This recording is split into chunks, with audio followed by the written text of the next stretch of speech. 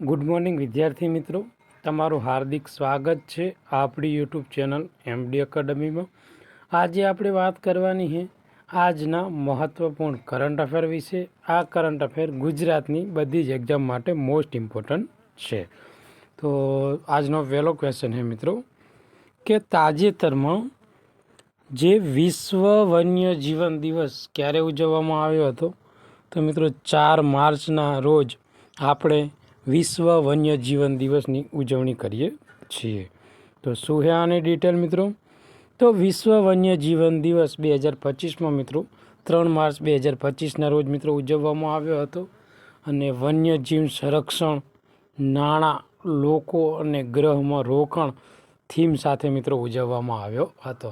તો જે વિશ્વ વન્યજીવનની થીમ છે મિત્રો એ આપણા માટે આવનારી એક્ઝામ માટે મોસ્ટ ઇમ્પોર્ટન્ટ છે। આ થીમ વન્યજીવન સંરક્ષણમાં નાણાકીય રોકાણના મહત્ત્વ ઉપર પ્રકાશ પાડે છે મિત્રો। આ ઉપરાંત સૌપ્રથમ મિત્રો વિશ્વ વન્યજીવ દિવસ ઉજવવા માટે મિત્રો જે થાઈલેન્ડ છે એના દ્વારા મિત્રો આ પ્રસ્તાવ લાવવામાં આવ્યો હતો 2013માં, અને જે સંયુક્ત રાષ્ટ્ર મહાસભા દ્વારા મિત્રો 3 માર્ચ 1973માં મિત્રો જે જંગલી પ્રાણી સૃષ્ટિ અને જે વનસ્પતિની લુપ્ત પ્રજાતિઓની જે આંતરરાષ્ટ્રીય વેપાર પરના સંમેલનને અપનાવવામાં આવેલી તારીખ છે મિત્રો। આ ઉપરાંત મિત્રો 3 માર્ચ 2014માં મિત્રો સૌ પ્રથમવાર વિશ્વ વન્યજીવ દિવસની ઉજવણી કરવામાં આવી હતી। તો મિત્રો સ્થાપના ક્યારે કરવામાં આવી હતી? તો 2013માં કરવામાં આવી હતી, અને પ્રથમવાર ઉજવણી ક્યારે કરવામાં આવી? તો 3 માર્ચ 2014માં। તો મિત્રો ઇમ્પોર્ટન્ટ છે, એક્ઝામમાં પૂછાય છે, ઘણીવાર પૂછાઈ ગયું છે એક્ઝામમાં કે વિશ્વ વન્યજીવન દિવસ ક્યારે ઉજવવામાં આવે તો યાદ રાખજો। ઓકે મિત્રો, આગળનો ક્વેશ્ચન છે મિત્રો કે ભારતમાં જે નવીનતમ હાઇડ્રોકાર્બન સંશોધન ટેન્ડર એ કયા રાજ્યમાં છે? તો મિત્રો તમિલનાડુમાં મિત્રો આ જે નવીનતમ હાઇડ્રોકાર્બન સંશોધન ટેન્ડર છે ને મિત્રો એ છે। જે પણ વિદ્યાર્થી મિત્રો આપણી યુટ્યુબ ચેનલમાં નવા હોય તો આપણી ચેનલને સબસ્ક્રાઈબ કરી લેજો અને બાજુમાં આપેલા બેલ આઇકન ઉપર ક્લિક કરી લેજો, જેથી કરીને કરંટ અફેરના બધા જ વિડીયોની નોટિફિકેશન મળી રહે। અને 10 માર્ચ સુધીમાં મિત્રો જે ફેબ્રુઆરી મહિનાની મંથલી કરંટ અફેરની પીડીએફ છે એ આપણી મિત્રો જે ટેલિગ્રામ ચેનલ છે મિત્રો, જેની લિંક આપણે મિત્રો વિડીયોની નીચે આપેલી છે, તો ટેલિગ્રામ ગ્રુપમાં જોઈન થઈ જાજો, જેથી કરીને ડેલી કરંટ અફેર અને જે મંથલી કરંટ અફેર છે મિત્રો એની પીડીએફ તમને મળી રહે। અત્યાર સુધી મિત્રો જેટલી બી એક્ઝામ લેવાની છે ડિસેમ્બરથી લઈને અત્યાર સુધી, એમાં બધી જ એક્ઝામમાં આપણું મહત્ત્વપૂર્ણ કરંટ અફેર પૂછાણું છે 70થી 80%। કેટલું? 70થી 80% પૂછાણું છે। એસટીઆઈમાં 13 પ્રશ્નો પૂછાણા હતા, અને લાસ્ટમાં મિત્રો આ રવિવારને ઓલા રવિવારે જે જીપીએસસીની એક્ઝામ હતી એમાં 10માંથી 9 ક્વેશ્ચન પૂછાણા હતા। જેને પ્રૂફ જોઈતા હોય તો આપણી યુટ્યુબ ચેનલમાં કોમ્યુનિટીમાં મૂકેલા છે। ઓકે મિત્રો, તો આગળ વાત કરીશું।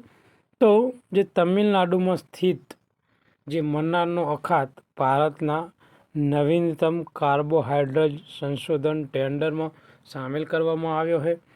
આનો મિત્રો કેટલો વિસ્તાર છે? તો 10,000 ચોરસ કિલોમીટર વિસ્તારમાં ફેલાયેલા આ પદાર્થ મન્નારનો અખાત એટલે કે મરીન નેશનલ પાર્કનું ઘર છે, અને જે દરિયાઈ જૈવ વિવિધતાથી સમૃદ્ધ છે મિત્રો। ઉપરાંત તે સ્થાનિક આજીવિકા અને જે દરિયાઈ સૃષ્ટિના સ્વાસ્થ્ય માટે મહત્ત્વપૂર્ણ છે। પર્યાવરણ પર સંશોધનની સંભવિત અસર અંગેની ચિંતા વ્યક્ત કરવામાં આવી છે। તો મિત્રો મોસ્ટ ઇમ્પોર્ટન્ટ ક્વેશ્ચન છે। ઓકે, આગળ વાત કરવામાં આવે કે તાજેતરમાં કયા વર્ષ સુધીમાં જે શુદ્ધ શૂન્ય ઉત્સર્જન પ્રાપ્ત કરવાનું લક્ષ્યાંક રાખે છે? તો 2070 સુધીમાં મિત્રો ભારતે આ શુદ્ધ શૂન્ય જે ઉત્સર્જન છે એનો લક્ષ્યાંક રાખવામાં આવેલ છે। તો મિત્રો શું છે ડિટેલ? તો મિત્રો COP26 ખાતે પંચામૃત વ્યૂહરચના હેઠળ તેની પ્રતિબદ્ધતાને ભાગરૂપે ભારતે 2070 સુધીમાં ચોખ્ખી શુદ્ધ ઉત્સર્જન પ્રાપ્ત કરવાનું વચન આપ્યું છે અને આ મહત્વાકાંક્ષી લક્ષ્ય માટે નોંધપાત્ર રોકાણો જરૂરી, જેવી કે અંદાજિત 10 ટ્રિલિયન જે $US છે ને મિત્રો એથી વધુ થવાના છે.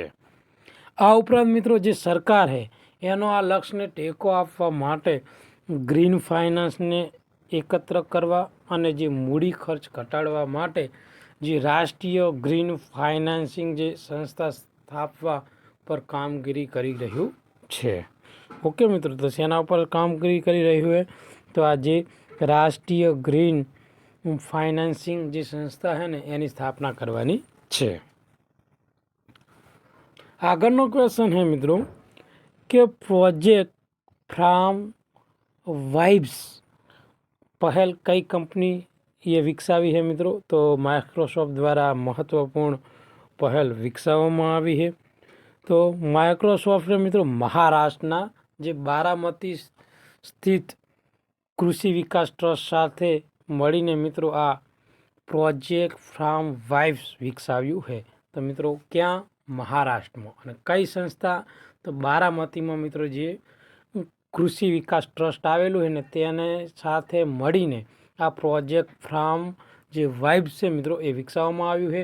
અને આ AI સંચાલિત પ્રોજેક્ટ પાકની ઉપજ વધારવા, સંશોધનનો વપરાશ ઘટાડવા, ટકાઉપણું સુધારા માટે અને ડેટા આધારિત જે આંતરદ્રષ્ટિ પ્રદાન કરીને ખેતીમાં પરિવર્તન લાવવા માટે આ મહત્વપૂર્ણ ધ્યાન કેન્દ્રિત કરવામાં આવશે. આગળનો ક્વેશ્ચન છે મિત્રો કે કયા રાજ્યમાં જે ઇથોનોલ બ્લેન્ડેડ પેટ્રોલ કાર્યક્રમને ભારે વિરોધ થઈ રહ્યો છે? તો મિત્રો આંધ્રપ્રદેશમાં જે મિત્રો ઇથોનોલ બ્લેન્ડેડ પેટ્રોલ કાર્યક્રમ છે એનો હાલમાં બહુ જ મોકળા પ્રમાણમાં મિત્રો આજે વિરોધ થઈ રહ્યો છે. તો મિત્રો જ્યાં પર્યાવરણવાદીઓ અને ખેડૂતોએ ઇથોનોલના ફેક્ટરીઓ દ્વારા પર્યાવરણીય જે પ્રદૂષણ અને વધુ પડતા પાણીના વપરાશ અંગે ચિંતા વ્યક્ત કરી છે. એટલે મિત્રો જે આ ઇથોનોલનો પ્રોજેક્ટ હોય એ ફેક્ટરીમાં એક તો પ્રદૂષણ વધુ થાય છે, આ ઉપરાંત શું છે પાણીનો વપરાશ વધુ થાય છે.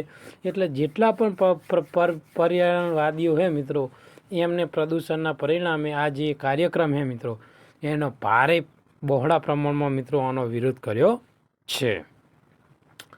આ પડકારો હોવા છતાંય મિત્રો 2003માં શરૂ કરાયેલ આ કાર્યક્રમનો ઉદ્દેશ કાર્બન ઉત્સર્જન ઘટાડવા, ઈંધણની આયાતમાં ઘટાડવા અને ખેડૂત આવકમાં વધારો કરવાનો હતો. અને આ કાર્યક્રમ ઇથોનોલ ઉત્પાદન અને તેની આર્થિક અસરમાં નોંધપાત્ર જે સીમાચિહ્ન હાંસલ કર્યા છે, પરંતુ તેનો વિરોધ હજુ પણ ચાલુ રહ્યો છે. કારણ એવું છે કે એના લીધે પ્રદૂષણ વધુ થાય છે. આગળ વાત કરીશું કે તાજેતરમાં કયા ધાર્મિક ઉત્સાહ સાથે મિત્રો જે હેરથનો તહેવાર ઉજવવામાં આવ્યો હતો? તો મિત્રો આ ધાર્મિક તહેવારોને કાશ્મીરમાં મિત્રો ઉજવવામાં આવે છે. આગળનો ક્વેશ્ચન છે કે તાજેતરમાં કયા રાજ્ય સરકારે રાજ્યના લોકોમાં સ્વચ્છતા પ્રત્યે જાગૃતિ લાવવા માટે રીલ સ્પર્ધા શરૂ કરી છે? તો મિત્રો મધ્યપ્રદેશ દ્વારા આ રીલ સ્પર્ધાને મિત્રો એ શરૂ કરવામાં આવી છે. શું કામમાં? તો લોકો છે ને મિત્રો જે સ્વચ્છતા પ્રત્યે જાગૃતિ આવે ને એ માટે. ઓકે, તો મોસ્ટ ઇમ્પોર્ટન્ટ ક્વેશ્ચન છે મિત્રો. ઓકે, આગળનો ક્વેશ્ચન છે કે તાજેતરમાં મિત્રો કેન્સરથી પ્રભાવિત દેશોમાં કયા દેશોમાં કેન્સરથી મૃત્યુદર સૌથી વધુ છે? તો મિત્રો ભારતમાં. મિત્રો આપણા ભારતમાં મિત્રો અથવા કહેવામાં આવે કે વિશ્વમાં સૌથી વધુ કેન્સરના કેસો હોય ને મિત્રો જે તમાકુ ગુટખા ખાવાથી થાય તો એમાં આપણે ગુજરાતમાં છે. ગુજરાતમાં કયો વિસ્તાર? તો મિત્રો જે સૌરાષ્ટ્ર છે ત્યાં તમાકુ અને મિત્રો ગુટખાના સેવનથી સૌથી વધુ કેસો કેન્સરના મિત્રો આવે છે. અને ભારત કેન્સર મૃત્યુદરમાં સૌથી વધુ છે, ટોપ ઉપર છે. એટલે આ ક્વેશ્ચન રહ્યો ને મિત્રો એ આવનારી એક્ઝામ માટે મોસ્ટ ઇમ્પોર્ટન્ટ છે. ઓકે, આગળનો ક્વેશ્ચન છે મિત્રો કે જે ઓલિવ રીડલી કાચબાના અભ્યાસ માટે કઈ સંસ્થાએ જે દક્ષિણ ફાઉન્ડેશન સાથે ભાગીદારી કરી છે? તો મિત્રો IISc જે બેંગલુરુ છે મિત્રો એની સાથે ભાગીદારી કરી છે.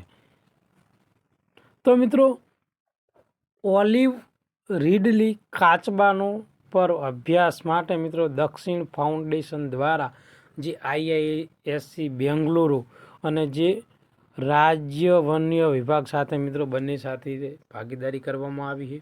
16 વર્ષ સુધી ચાલેલા આ લાંબા ગાળાના મૂલ્યાંકનમાં ભારતમાં કાચબાઓની વસ્તી, વલણો, તેનું મૂલ્યાંકન, સમજ આપવામાં આ માહિતી આપવામાં આવી છે મિત્રો. આ ઉપરાંત કે તેમના લિંગ ગુણોત્તર પર આબોહવાનું પરિવર્તનની અસર અને અન્ય સંરક્ષણની ચિંતાનો સમાવેશ કરવામાં આવે છે.